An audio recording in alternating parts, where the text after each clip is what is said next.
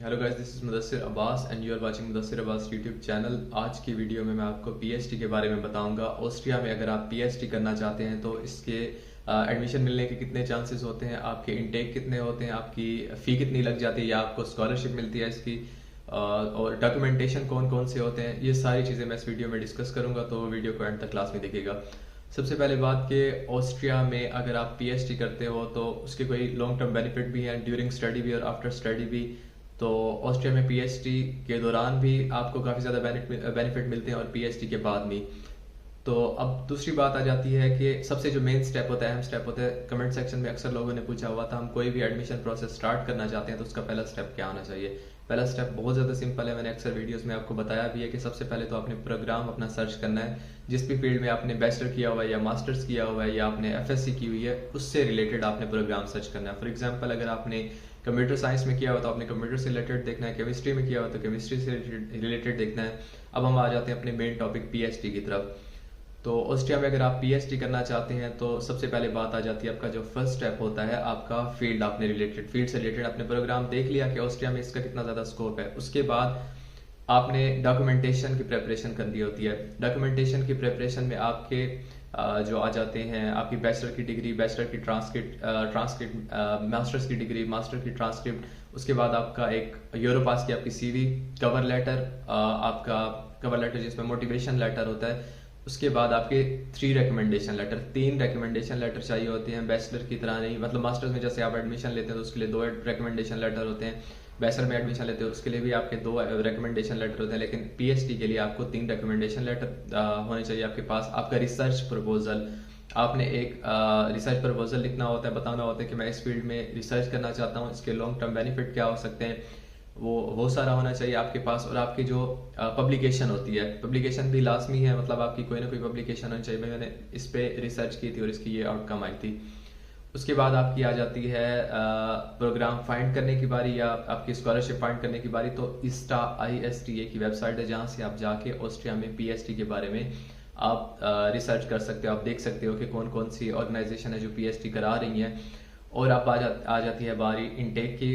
PhD का सिर्फ एक इनटेक होता है, साल में एक इनटेक खुलता है। जनवरी से एडमिशन स्टार्ट हो जाते हैं। आप जनवरी से एडमिशन के लिए अप्लाई कर देते हो। पर अब एडमिशन का इसका तरीका ये है कि आपने प्रोफेसर से डायरेक्ट कांटेक्ट करना होता है, क्योंकि प्रोफेसर की सुपरविजन में आपने पीएचडी करनी होती है तो उसको मेल लिखनी होती है, रिसर्च प्रपोजल देना होता है। अगर आपका प्रोफेसर आपको ओके कर देता है तो आपको एडमिशन मिल जाता है। वही आपको जज करता है, वही आपकी एडमिशन फैकल्टी होती है जो आपको देख रही होती है। उसके बाद आ जाती है स्कॉलरशिप की बारी। ऑस्ट्रिया में भी जो पीएचडी है वो फुली फंडेड स्कॉलरशिप पे होती है। मिनिमम जो स्कॉलरशिप आपको पर मंथ मिलती है वो 2500 यूरो, जो पाकिस्तानी 7.5 लाख बनते हैं, वो मिलती है। 2500 मिनिमम होती है, इससे ज़्यादा हो सकती है 3000, 3500, मतलब 3000 अगर होगी तो 1 लाख पाकिस्तानी बन जाएगी पर मंथ। और इसमें स्कॉलरशिप लेने के लिए आपके पास 3 से 4 ऑप्शन होते हैं। या तो आपको जर्मन आनी चाहिए, अगर आपको जर्मन C1 लेवल तक आती है तो आप प्रोफेसर के साथ असिस्टेंट प्रोफेसर बन के वहाँ पे पढ़ा सकते हैं। इसकी बेस पे आपको स्कॉलरशिप मिल रही होती है और आप अपनी पीएचडी भी कर रहे होते हैं। लेकिन इसके लिए आपको जर्मन C1 लेवल तक आनी चाहिए, जो कि पाकिस्तानी और इंडियंस के लिए काफ़ी ज़्यादा मुश्किल की बात है, क्योंकि वो जर्मन लेवल टोटली डिफरेंट होती है। उसके बाद एक और ऑप्शन जो उससे थोड़ा सा आसान है वो ये कि आप रिसर्च फैकल्टी में हो, आप रिसर्च करें, उसके लिए आपको जर्मन ज़्यादा नहीं आनी चाहिए। A1 लेवल भी हो, इवन ना भी हो, B2 लेवल आपकी इंग्लिश आर्ट्स वगैरह है तो उससे भी काम चल जाता है। लेकिन उसमें थोड़े से एडमिशन कम्पिटिटिव होते हैं क्योंकि उसमें हर बंदा अप्लाई कर रहा होता है। और तीसरा ऑप्शन आपके पास ये होता है कि आप पाकिस्तान से ही फंडिंग लेके आए, HEC से फंडिंग लेके आए। ये नहीं कि आप घर से फंडिंग लेके आए, HEC आपको फंड्स प्रोवाइड करे। तो उसके ऑप्शन सबसे ज़्यादा होते हैं, क्योंकि आपको प्रोफेसर को आपके लिए पैसे नहीं अरेंज करने पड़ते, उसको नहीं आपके लिए मतलब गवर्नमेंट से बात करनी पड़ती कि ये बंदा मुझसे रिसर्च कर रहा है।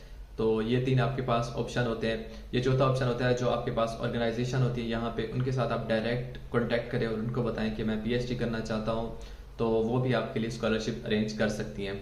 तो वेबसाइट वही ISTA की वेबसाइट है। अब आ जाता है आपका एडमिशन और प्रोसेसिंग टाइम। प्रोसेसिंग टाइम इसका भी 6 to 8 मंथ होता है, इसका भी सेम प्रोसीजर है। बस ये है कि एडमिशन आपको प्रोफेसर की तरफ से मिलता है। तो उसके बाद पीएचडी के बाद, आफ्टर पीएचडी के बाद यहाँ पे कितने ज़्यादा चांसेस होते हैं। ऑस्ट्रिया में इवन अगर आप मास्टर्स भी कर लेते हो तो आपकी जॉब कंफर्म होती है। यहाँ पे इनके जिम्मे होते हैं कि आपको कहीं ना कहीं एडजस्ट कराना, क्योंकि आपने यूरोप से मास्टर्स की हुई है। थोड़े से आपके पास स्किल भी होनी चाहिए। और दूसरा ये कि यहाँ पे जॉब की सिचुएशन बहुत ही अच्छी है, जॉब की सिचुएशन बिल्कुल भी ख़राब नहीं कि आप पीएचडी कर लेते हैं तो उसके बाद भी आप सोचते हैं कि आपको वापस पाकिस्तान जाना पड़े, या फॉर श्योर पीएचडी करने के बाद आप ऑस्ट्रिया से पीएचडी करते हो, यूरोप की किसी भी कंट्री में आप जॉब करते हो, आपको वो लाजमी जॉब दे देते हैं। इवन मास्टर्स के बाद भी जॉब दे देते हैं। मोस्टली स्टूडेंट यहाँ पे सेटल हो जाते हैं। स्टूडेंट की अपनी मर्जी होती है अगर वो वापस जाना चाहे तो।